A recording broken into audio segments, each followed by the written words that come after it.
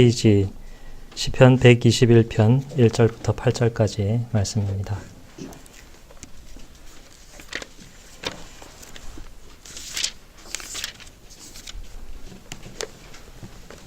(121편) 1절부터 8절까지 하나님의 말씀 들으십시오.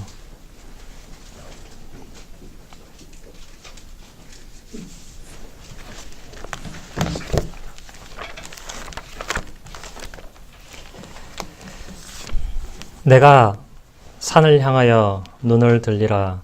나의 도움이 어디서 올까? 나의 도움은 천지를 지으신 여호와에게서로다. 여호와께서 너를 실족하지 아니하게 하시며 너를 지키시는 이가 졸지 아니하시리로다. 이스라엘을 지키시는 이는 졸지도 아니하시고 주무시지도 아니하시리로다. 여호와는 너를 지키시는 이시라. 여호와께서 내 오른쪽에서 내 그늘이 되시나니 낮의 해가 너를 상하게 하지 아니하며 밤의 달도 너를 해치지 아니하리로다. 여호와께서 너를 지켜 모든 환난을 면하게 하시며 또 내 영혼을 지키시리로다. 여호와께서 너의 출입을 지금부터 영원까지 지키시리로다. 아멘. 내 도움은 어디서 오리요? 라는 제목으로 하나님 말씀을 함께 듣겠습니다. 사실 2017년 1월 1일에 이 본문으로 설교를 했었습니다. 그것과 상관없이 전혀 새롭게 하나님 말씀을 읽고 설교 준비를 했고요. 특별히 5월, 오늘이 마침 5월 5일 어린이날 이더군요. 그리고 이번 주에 어버이날도 있습니다. 우리 각 성도들 주님 안에서는 한 가족입니다. 여기 계신 어르신들을 부모님 같이 여기고 또 연세 많으신 분들은 저의 형제같이 여기고 또 나이 어린 지체들은 자녀같이 그렇게 여기는데요. 하나님께서 우리에게 나이는 다르지만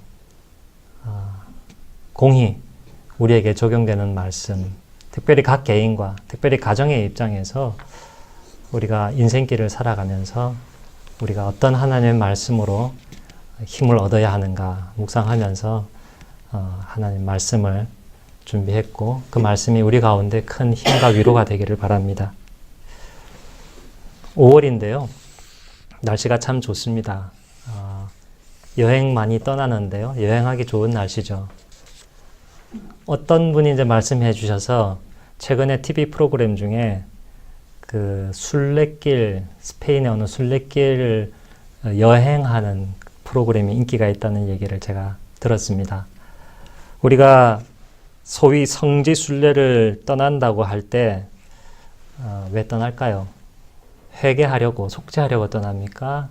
하나님을 찾으려고 떠납니까?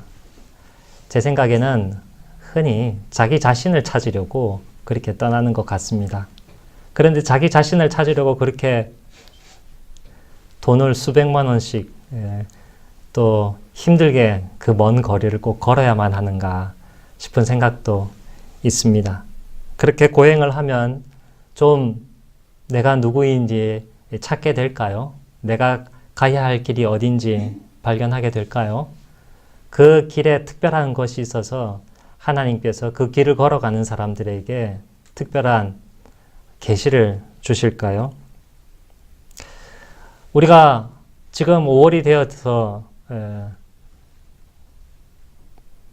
비행기를 타고 여행을 다 떠날 수 있는 일은 아니지만 지금 우리 살아가는 입장이 이미 한 해가 시작이 되어서 지금 5월달이 되었고 새 학기는 시작되었고 또 새 사업 분기는 이미 시작된지라 우리가 멀리 여행은 떠나지 않지만 우리 삶 그 자체가 사실은 여행이고 순례입니다.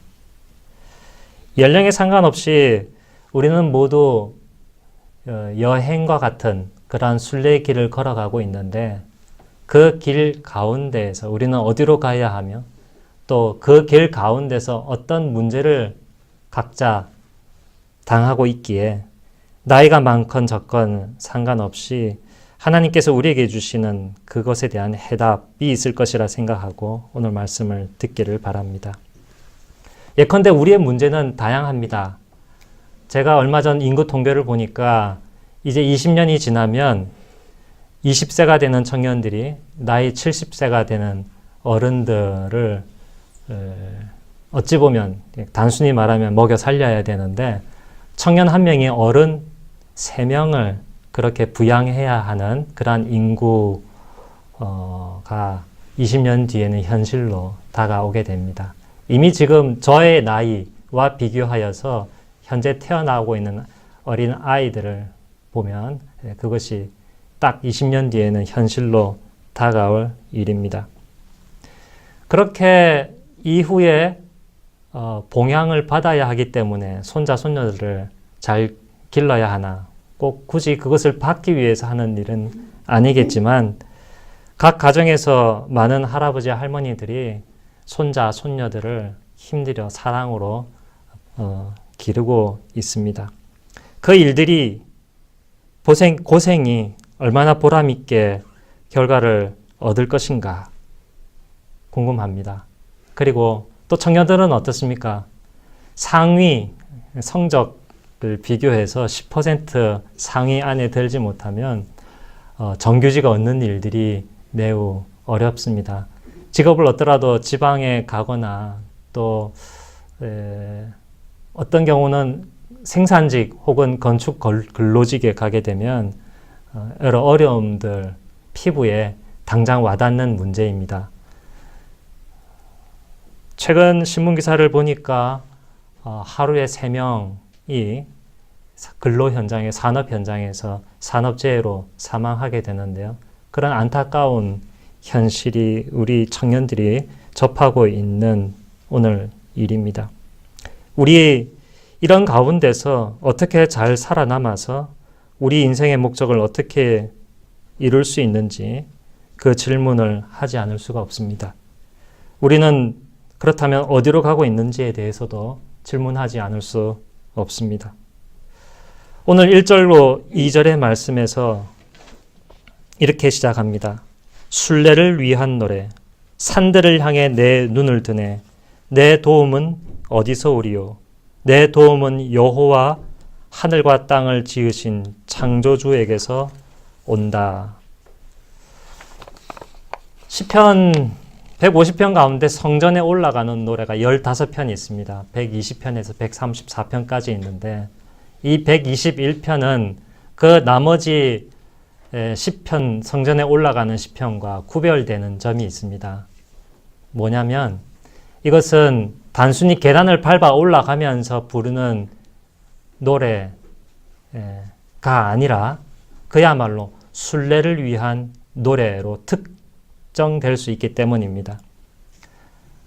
번역을 해도 그렇고요. 120편에서 시인이 있었던 메색과 게달,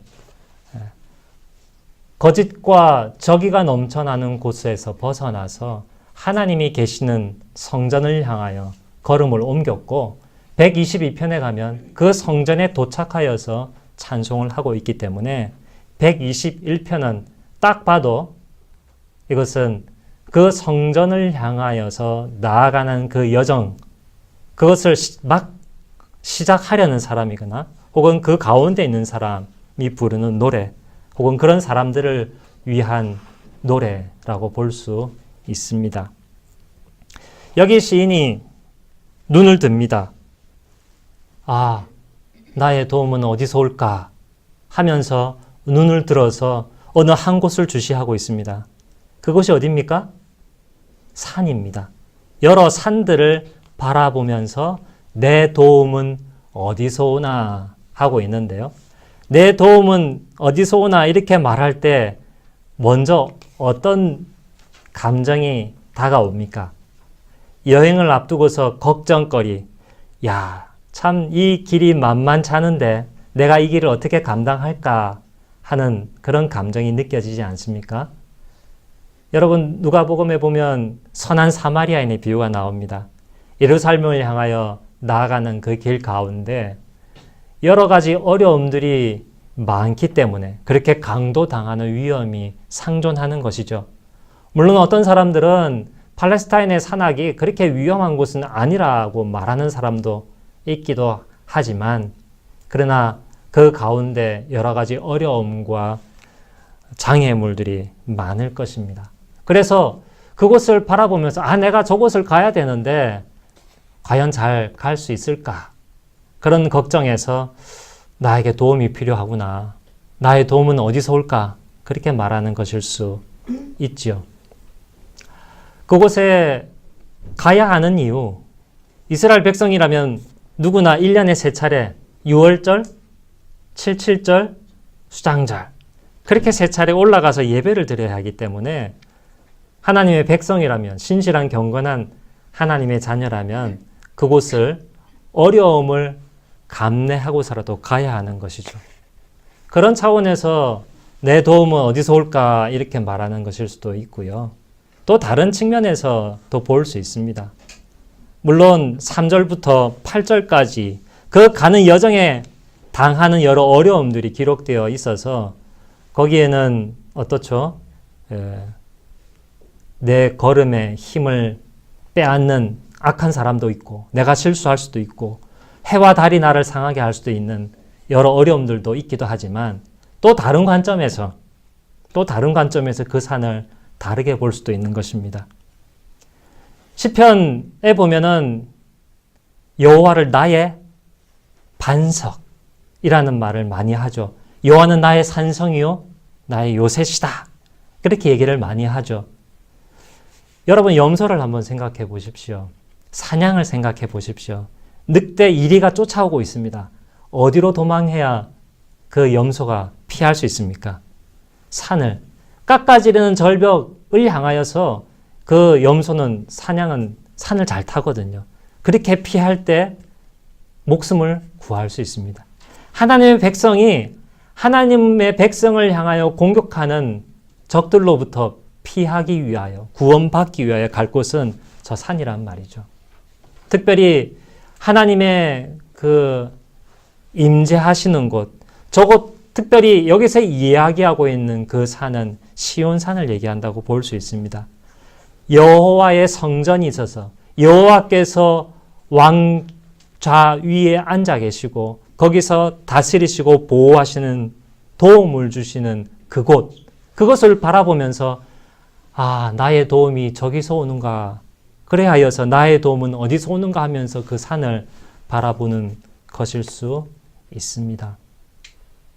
그렇게 보자면 여기서 찬송하고 있는 이 시인은 무엇입니까? 그가 가야 할 순례의 여정은 저 1년에 3차례만 가는 예루살렘 성전 시온산이 아니라 가장 저기가 있고 거짓이 있고 평화가 없는 그 삶의 자리. 오늘 우리로 비유하자면 우리가 날마다 일어나서 생활하는 그 자리가 우리 순례의 길인 것이죠. 이 살아가는 우리 환경 가운데서 아까도 말씀드렸다시피 대한민국이 많이 발전하고 안전한 사회라고 하지만 여전히 많은 목숨을 잃고 있는 그런 사회이기도 하고 굳이 그런 특별한 위험을 생각하지 아니하더라도 누구나 내 인생 고달프고 위험하고 잘 살아갈 수 있을까 하는 그러한 걱정을 안고 살아가기에 이러한 삶의 순례길을 걸어가는 우리를 도우시는 그 도움이 나에게로 왔으면 좋겠구나 하는 그 간절한 마음으로 하나님이 계시는 그곳을 우리가 바라보는 것이죠. 그래서 산을 향하여서 눈을 듭니다. 나의 도움은 어디서 오는가? 굉장히 중요한 말입니다. 나의 도움은 어디서 오느냐 이 말은요. 여러분 나를 살게 하고 나를 돕는 것은 내 안이 아니라 바깥에 있다는 이야기입니다. 세상 사람들은 어떻게 합니까? 나는 나야 라고 하면서 나를 돕고 나를 살게 하는 것은 내 열심이야. 내가 열심히 쌓아올린 노력이야, 능력이야 라고 하면서 세상 그 어디 내 머리 둘 곳 없고 내 구해줄 리 없기에 내 앞가림 내가 해야 하기 때문에 오직 나를 도울 수 있는 것은 내 자신이다라고 하면서 밤에 잠도 물리치고 안식일도 물리치고 열심히 노력하는 사람들.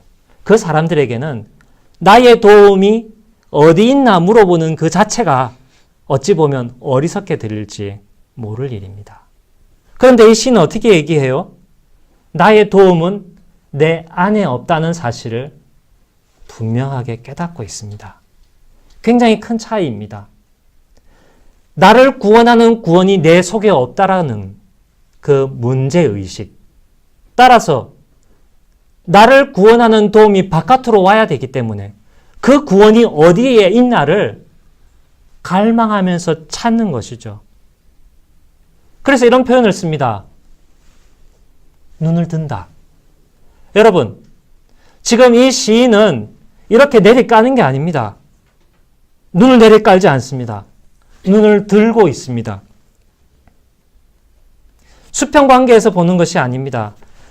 인생을 파악하고 내가 내 인생을 제어하는 철저히 계획해서 그 계획대로 이루어져 나가는 그런 차원이 아닙니다. 성경에서 눈을 든다는 것은요, 굉장히 갈망하는 것을 이야기를 합니다. 갈망하면서 어찌하면 그것을 얻을 수 있을까 할 때 이 눈을 든다는 표현을 씁니다. 아름다운 여인을 보거나 그리고 어느 신을 향하여서 그 신이 나를 구해 주기를 바라면서 눈을 든다는 말을 자주 사용하고 있죠. 이 시인은 눈을 들어 저 높은 산을 바라봅니다. 그 시온 산 예루살렘 성전에 임재하고 계신 하나님을 바라보고 있는 것입니다.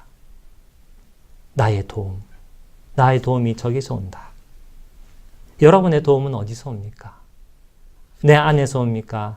아니면 이 세상에서 찾을 수 있는 것입니까? 여러분, 도움이라는 말이 어디에서 제일 처음 성경에 등장할까요? 창세기 2장 18절, 20절에 나옵니다.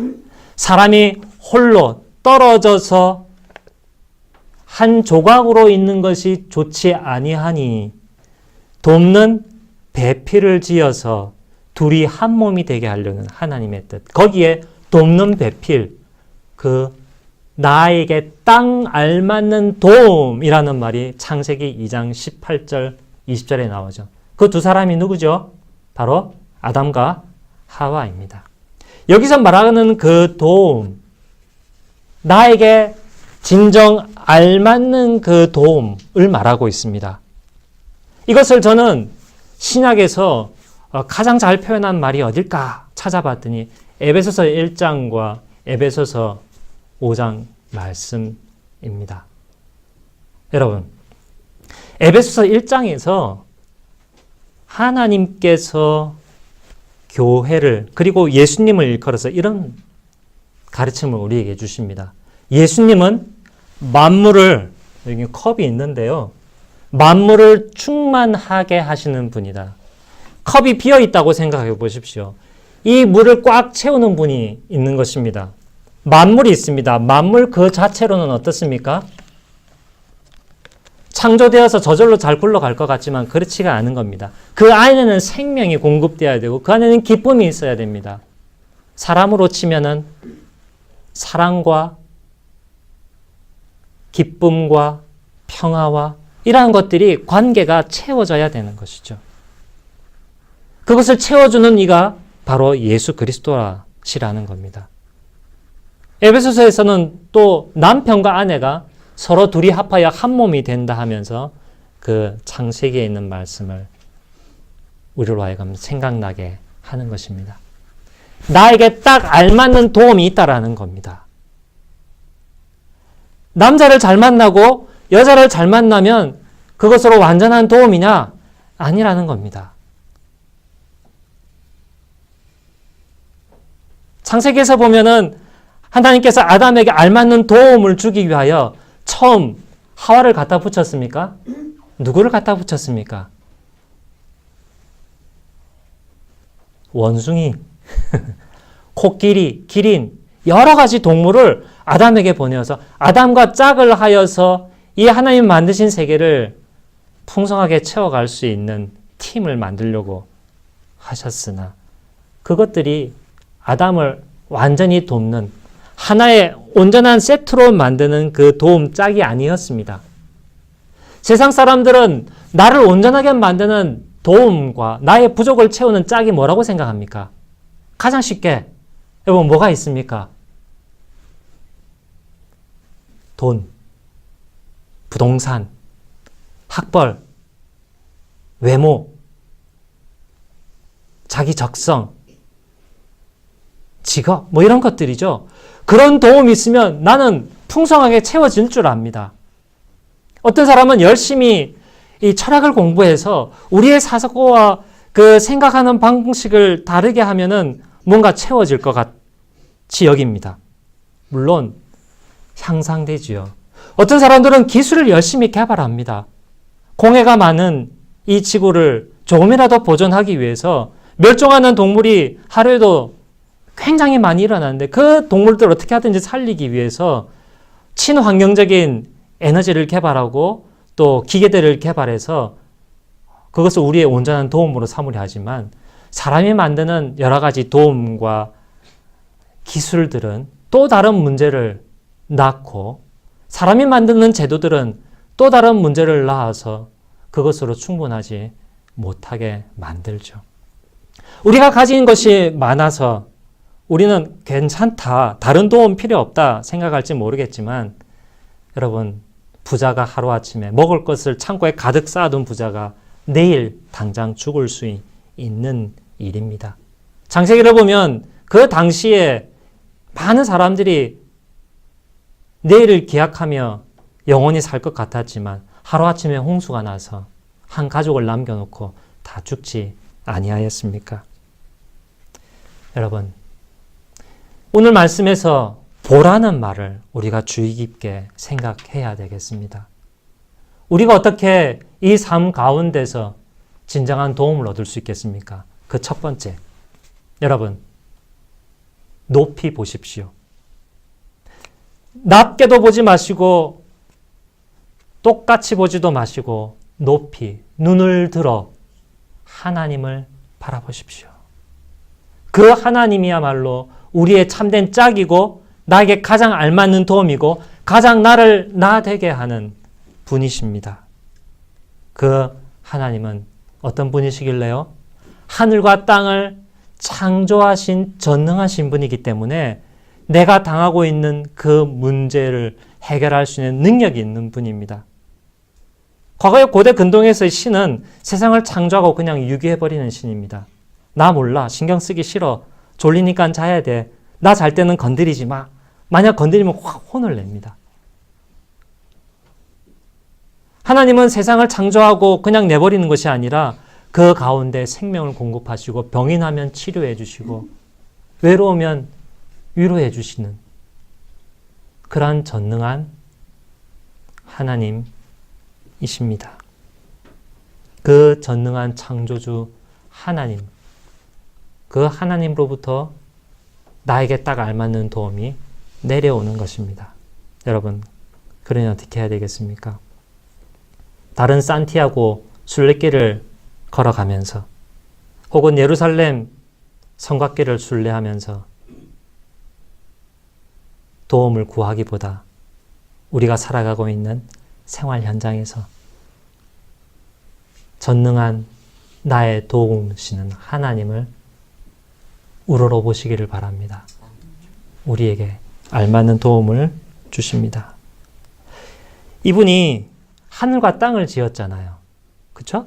그래서 그럼 구체적으로 어떻게 도울 것인지에 대해서 매우 재미있게 아주 구체적으로 실감나게 우리에게 말씀해 주십니다. 먼저 땅의 일을 이야기해 주십니다. 3절과 4절 여러분 한번 읽어보시겠습니까? 시작. 그분은 내 발이 빛을 거리지 않게 하시며 너를 지키시는 그분은 졸지 아니하신다. 보라, 이스라엘을 지키시는 그분은 졸지도 주무시지도 않으신다. 호세아 13장 9절을 보면 이스라엘아 너희가 패망하였나니 이는 너를 도와주는 나를 대적함이라 하였습니다. 우리를 도와주시는 하나님을 무시하거나 대적하는 게 우리가 망하는 길입니다. 우리가 시각을 다르게 가질 수 있습니다.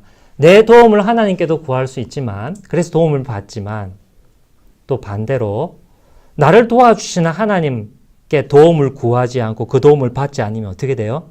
망하게 됩니다.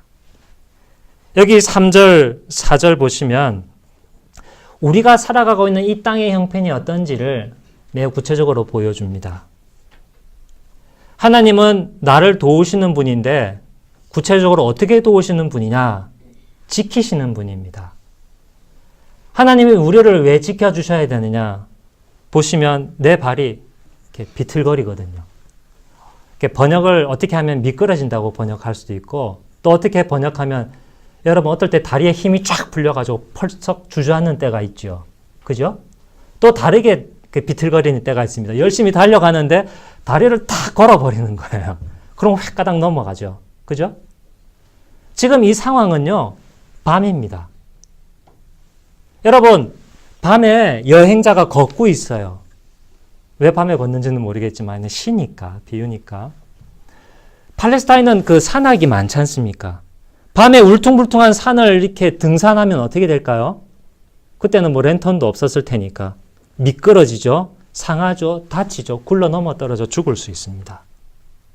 또 다른 것은 거기에 강도나 또 위협하고 미워하는 사람이 있어가지고 끊임없이 공격하는 거예요. 인간적으로 공격하는 것일 수도 있고 또 하나님의 백성일 경우에 사탄이 하나님을 공격하려면 누구를 공격하겠습니까? 하나님의 백성을 공격합니다. 욥이 공격을 당한 것도 그 이유입니다. 자꾸 와서 다리를 탁 걸거나 간담을 서늘하게 하고 두려움에 떨어서 다리에 힘이 쫙 풀려버리게 만드는 것이죠. 우리의 인생길이 여러분 지금 나가면 햇빛이 찬란합니다. 그러나 본질적으로 우리의 인생길이 어떻습니까? 바로 앞을, 옆을 확인하면서 어떻게 될 것인지 주변이 어떠한지를 잘 확인하고 예측하면서 걸어가는 길입니까? 아니에요. 시편 23편 4절을 보시면 내가 사망의 음침한 골짜기를 걸어간다고 얘기를 하고 있어요. 시편 84편을 보면 우리는 어떤 골짜기를 또 지나가죠? 눈물 골짜기를 지나가고 있습니다. 아무리 해가 중천에 떠 있어도 아무리 인생이 젊은 청춘이어도 파릇파릇한 새내기 같아 보이더라도 우리는 어때요? 캄캄한 밤을 걸어가고 있는 것 같아요. 어디에 발을 디뎌야 할지 까딱하면은 미끄러져서 까딱하면 공격을 받을까봐 간이 요만해져가지고 그렇게 살아가고 있는 우리 아니겠습니까? 그런데 우리 발을 비틀거리지 않게 해주신다는 거예요. 밤에는 어떻습니까? 나만 피곤합니까? 다른 사람도 다 피곤해요. 오죽했으면 열왕기상 18장 27절 어간에서 그 엘리야가 아합을 돕는 바알 선지자들에게 이렇게 얘기하죠. 그 뭐 소를 잡아놓고 열심히 이제 제사를 드리려고 하는데 불이 안 떨어지니까 엘리야가 뭐라고 조롱합니까? 너희 신이 졸고 있나 보다. 흔들어 깨워라. 어디 놀러 갔나 보다. 좀 데리고 와라. 그런 식으로 얘기하지 않습니까? 고대 근동에서 신을 그렇게 생각을 했습니다. 밤에는 신도 쉬어야 된다. 그런데 하나님은 어떤 하나님이에요? 쉬지 않는 하나님입니다. 특별히 언제요? 우리 인생길, 밤과 같은 길을 걸어가는 우리는 지쳐서 쓰러지고 혹은 쉬어야 하지만 하나님은 절대로 우리를 놓지 않습니다. 주무시지 않는다는 얘기입니다. 졸지도 않고 주무시지도 않고 이 캄캄한 어두운 인생길 잘 걸어가서 목적지에 이를 수 있게 해주시는 것이죠. 그런데 여러분, 지키시는, 도우시는 하나님을 어떤 분이라고 얘기하냐면 4절에 이스라엘을 지키는 분이라고 말합니다. 보라. 그 하나님을 보라는 거예요. 이거는 눈으로 보라는 걸 수도 있지만 다르게 말하면 실로 이러하다. 이 사실을 깊이 깨달으라 얘기를 합니다. 어떻게 해야 하나님의 도움을 받을 수 있는가? 이스라엘을 지키는 분을 바라보아야 하는 것이죠. 무슨 말이냐면요. 이스라엘의 옛날 이름이 뭡니까? 야곱이죠. 야곱이 베델에서 어떻게 합니까? 나를 하나님께서 지켜주셔서 이곳으로 돌아오게 해주시면 이렇게 하겠습니다. 그렇게 하고 하나님 또 약속하시죠. 그래서 야곱이 안전하게 돌아옵니다. 하나님께서 지켜주셨습니다. 그렇죠? 그러나 그것만 있습니까? 이스라엘 민족을 하나님께서 어떻게 지켜주셨나요? 이집트에서 지켜주셨고 거기서 출애굽할 수 있도록 지켜주셨고 가나안 땅에서 지켜주셨죠. 예레미야서를 보면 심지어 이스라엘 백성들이 죄를 짓고 하나님으로부터 벌을 받아서 저 바벨론과 아시리아의 포로로 잡혀간 그 상황에서도 지켜주시고 또 돌아올 수 있도록 역사적으로 지켜주신 것입니다. 여기서 철저하게 하나님을 부르는데 그 하나님은 하나님의 그 도움을 개인적으로 주고 있습니다. 제가 여기서 너라고 한 8번, 10번 나오는데 그 색깔로 표시를 했죠. 하나님이 왜 나의 도움이 되냐면 한 군집으로 집단으로 도와주는 게 아니라 나에게 딱 맞춤으로 도와주기 때문에 나의 도움이라고 얘기를 하는 겁니다. 이 어두운 인생길 내 걸음을 지켜주셔요. 그런데 그 개인을 지켜주시는 하나님의 도움을 받는 그 개인이 누구란 말입니까? 그는 이스라엘 백성이라는 얘기입니다. 이스라엘 백성, 하나님의 자녀이기 때문에 하나님이 지켜주시는 겁니다. 그래서 두 번째 중요한 점. 어떻게 하나님의 도움과 지킴, 보호를 받을 수 있느냐? 함께 하나님을 바라봐야 합니다. 함께 하나님의 백성으로서 함께 같이 하나님을 보아야 한다는 뜻입니다. 왜 이스라엘의 하나님이게요? 아브라함과 이삭과 야곱과 언약하시는 하나님이 그 이스라엘 백성들에게 그 약속을 지키셨고 그 약속을 우리가 이어받고 있습니다. 그 약속을 언약을 믿음으로 받지 않는 사람이라면 하나님의 백성에 들 수 없고 하나님의 백성이 아니라면 개인적인 하나님의 도움과 보호를 받을 수가 없습니다. 그리하여 오늘날 누가 하나님의 백성입니까?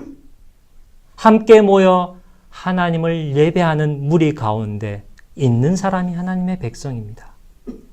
공적으로 하나님의 말씀이 선포될 때 그 말씀을 듣고 믿음으로 화답하고 하나님과 손잡고 순종하며 나아가는 사람이 하나님의 백성입니다.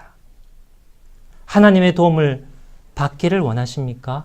그렇다면 우리 함께 하나님을 바라봅시다.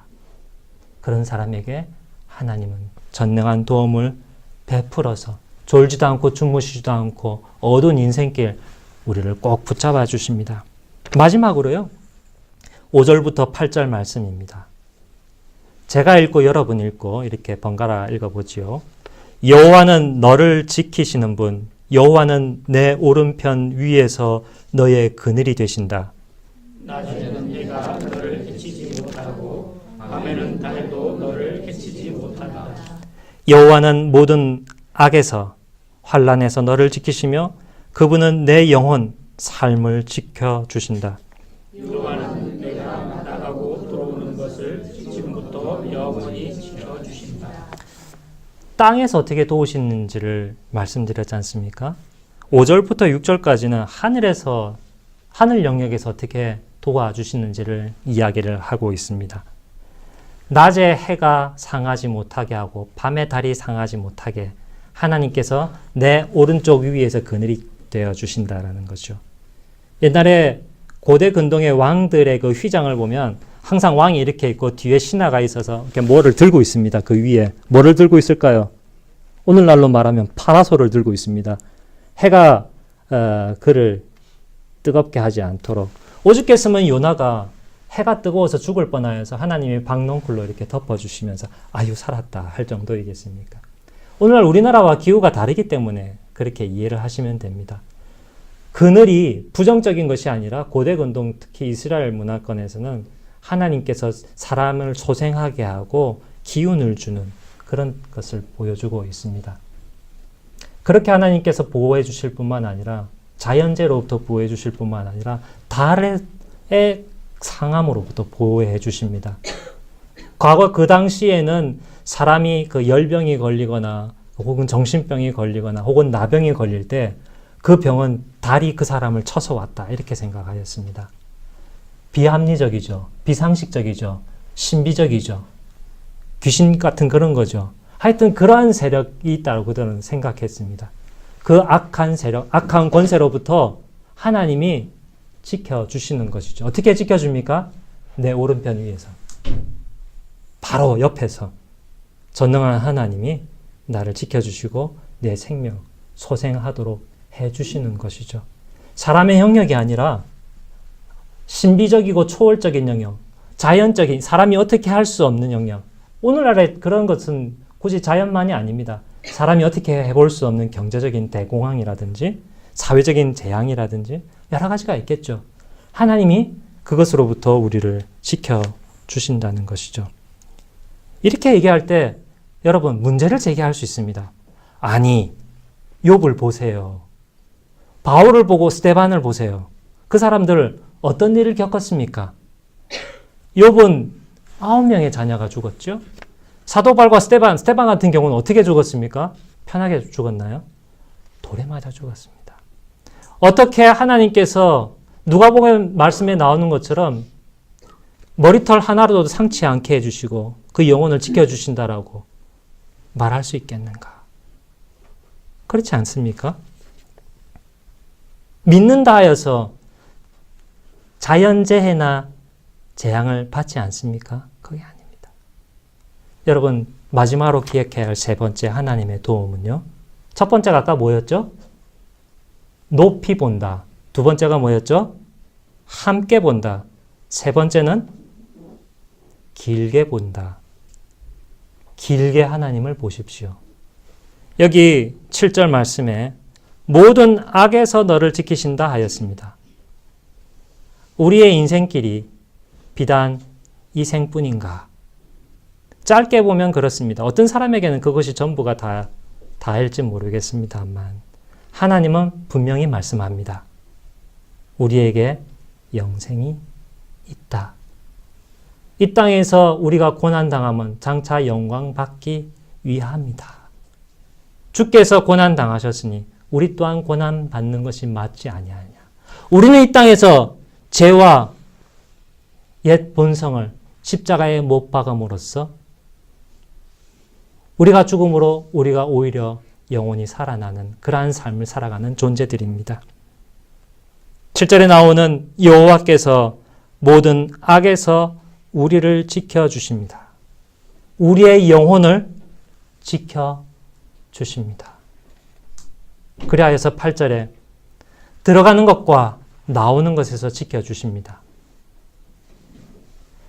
해와 달, 낮과 밤 항상, 그죠? 그리고 하늘과 땅 어느 곳에서나 항상 어느 곳에서나 들어가며 나오는 일, 어떤 일에서나 하나님이 우리 영혼을 악으로부터 지켜주셔서 우리의 영혼이 아름다운 열매를 맺게 만들어주신다는 사실 여러분 믿으십니까? 울며 씨를 뿌리는 자는 기쁨으로 단을 거두며 돌아올 것이다. 하나님 앞에 죄를 지어서 회개하며 눈물을 흘리면서 아 하나님 내가 우리 민족이 하나님 앞에 죄를 지어서 저 바벨론 포로로 끌려갔다가 이 가나안 땅으로 다시 돌아왔는데 그래도 우리가 정신을 못 차리고 성전도 짓지 아니하고 하나님을 예배하지 아니하고 이방 사람과 혼인하고 하나님 율법을 어겨서 심어도 열매가 나지 아니하고 이렇게 우리가 고통스럽습니다. 눈물을 흘리면서 회개하면서 기도하면서 그 씨를 들고 밭에 나가 씨를 뿌리고 농사를 지었을 때 하나님이 어떻게 해주신다고요? 그 나가는 사람의 길을 하나님께서 보살펴 주시사 그 나가서 일하는 것들을 보살펴 주시고 들어올 때 어떻게 해주셔요? 기쁨으로 단을 들고 들어올 수 있게 해주신다. 우리의 삶에 인생 역시 눈물을 흘리고 하나님 빈손 들고 하나님 회개하면서 하나님 은혜 바라볼 때 우리의 기도가 우리의 일상이 하나님 앞에 드리는 예배가 되어질 때 하나님은 우리의 들고 나는 모든 일에서 우리를 지켜주실 것입니다. 비단 짧게만 본다면 하나님의 도움을 받을 수 없습니다. 그러나 여러분 우리의 순례에 목적지가 있다는 사실 우리를 땅에서 살게 하시는 하나님의 목적이 있다는 사실을 길게 볼 때 우리는 하나님의 도우심을 악에서 지켜주시고 영혼을 보호해 주시는 도움을 받을 수 있습니다. 히브리서 12장 1절 믿음의 주여 온전케 하시는 이인 예수를 바라보자. 장차 올 것을 찾나니 예수로 말미암아 항상 찬송의 제사를 하나님께 드리자. 예수 그리스도 안에서 하나님을 바라보고 길게 예배하는 우리 하나님이 우리를 도와주시고 지켜주실 것이니 사랑하는 성도 여러분 우리의 가정을 복되게 우리 개인의 인생을 복되게 하려면 높이 하나님을 보고 함께 예배하며 하나님을 바라보며 그리고 길게 예수 그리스도와 함께 하나님을 바라보시기를 간절히 바랍니다. 네.